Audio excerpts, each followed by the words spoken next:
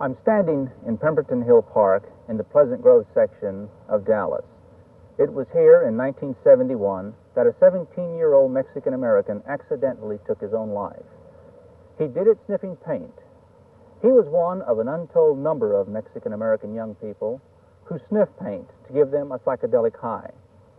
They do this in numbers sometimes. 2 or 3 of them get together for a paint sniffing party. Or sometimes they just do it on their own. The first time when I sniffed spray paint, I was with this girl and 2 other guys.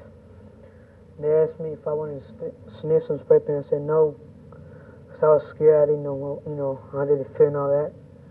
So they kept asking me, that. And then I said, okay. So I tried it, and I sniffed it, and I began liking it. And then when I was in the 7th grade, most of the time I used to get off the bus and go buy a can or 2 and sniff it with some other guys and this levee. And the way it feels make you feel dizzy and dope up and all that. And I didn't have no dreams, but I just heard things and saw some light, red light, green light. And I was beginning to get scared. And then I heard a helicopter, and my friend and I said, "What is that?" We started laughing and all that. We didn't know what it was. So then I said, "It's a helicopter." I opened up the window, and there was nothing up there. We just were hearing things and seeing things. Well, when I first got started, I went with some guys to Ledbetter in the woods. And I don't know what happened. They sprayed a lot in my bag. I started sniffing, and then all of a sudden I fell in mud, and I started hearing vibrations. The 17-year-old who sat in this park under these trees was by himself when he had his own little paint sniffing party. Dallas now has a city ordinance against paint sniffing, but it's an ordinance that's been in existence for only 1 year. Before paint sniffing was seemingly the thing to do to give yourself a cheap psychedelic high, kids were turning to glue, but Dallas has a glue ordinance. It was patterned after the one that was drafted in Corpus Christi. It was passed by Dallas City Council in 1967. But this is the problem that they're facing now, even though they have an ordinance. I have in my hand a $1.19 can of spray paint. It's a cheap high. In my other hand, I have a plastic bag, and in the bag is a rag. I'm told that what these kids do when they have their paint sniffing party is that they take a rag, put it inside this bag, remove the cap from the can, and then spray the inside of the bag, emptying the can completely, keeping the fumes within the bag. And then they'll put it up to their face, and each one inhaling the fumes until he gets the high that he's looking for. It's not known for certain, but the ordinance that Dallas has may not have been the ordinance that they have today if it wasn't for the efforts of a man by the name of Sam Milling. He took a lead in trying to get Dallas to do something about the kids who were sniffing paint, particularly Mexican Americans, because he was introduced to the problem of paint sniffing among Mexican Americans when he worked at the Bataan Center in West Dallas. Well, working in West Dallas, I was quite closely associated with many of the youngsters out there. And we were having some problems with break-ins at the West Dallas community centers, and we discovered the boys who were breaking in, and we also discovered that they were under the influence of something at the time. And in questioning those boys, we found out that they were sniffing spray paint. And then walking outside the door of the center, right across the street in the ditches and in the shrubbery and what have you, we found a whole layout where they had the baggies, the cans, the empty cans they used, and this was a normal daily thing for them to go and turn on with spray paint. And then other activities we had in the housing project, for example, we discovered a lot of kids coming in with paint around their mouth and on their nose and on their clothing and what have you.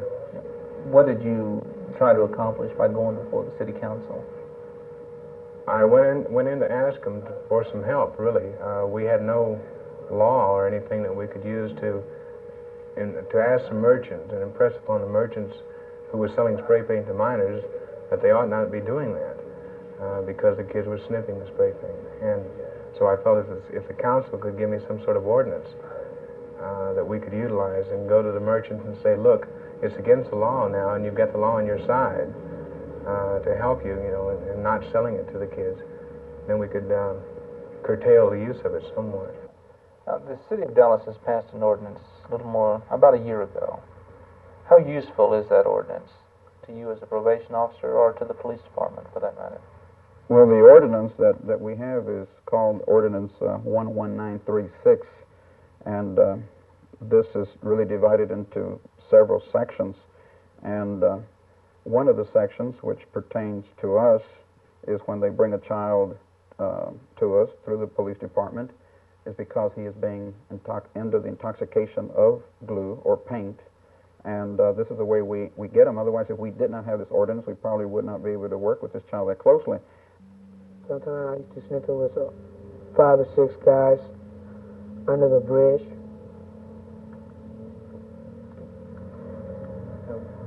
At what point did you then decide that you quit, give it up?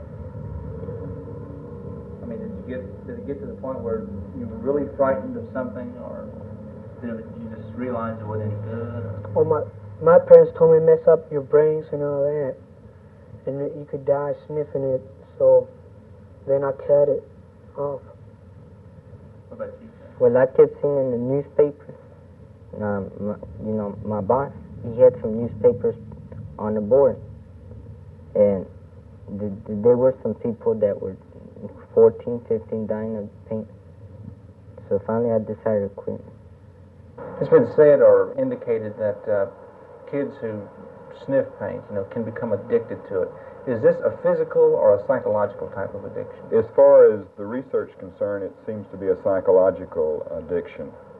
Now, as far as I know, there's no hard data to indicate that it's a physical addiction. But we find that many of these kids, once they start using the sniffing to kind of forget their problems, to get away from the troubles that they see in their life, that they continue to use it over and over again like some of the other drug users do today. In talking about the area of paint sniffing, what are the results of it? Well, the immediate results are the child is usually euphoric. He'll lose some judgmental ability. His coordination will be less than adequate, especially gait and trying to walk, this type of thing. In some instances, there'll be coughing, sneezing. With those youngsters who have been sniffing for some time, there's frequently nausea and on occasion vomiting, which in prolonged sniffing can lead to comas and seizures and at times to death. The long-term effect is the apathetic lack of interest that we frequently find in these youngsters, particularly in school. More interest in just kind of being around the neighborhood, not becoming involved in any real important activity to them or to the community. These are primarily the effects that you see with these youngsters. The Dallas City Council could have passed a tougher city ordinance against the sale of paint and aerosol cans to youngsters, but it didn't. The city ordinance that Dallas now has is one with no real bite to it.